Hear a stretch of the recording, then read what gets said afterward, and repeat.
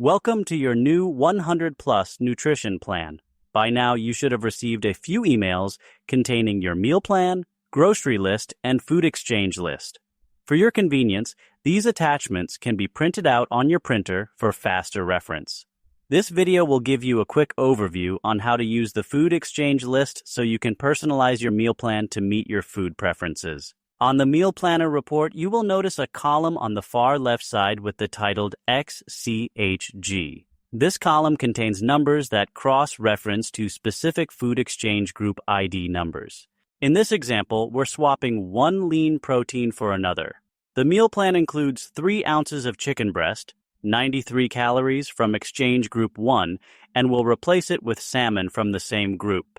Since salmon is higher in calories, reduce the serving size to keep calories balanced.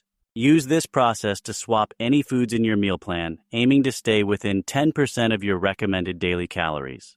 To support healthy aging, focus on gradual, sustainable changes to your eating habits.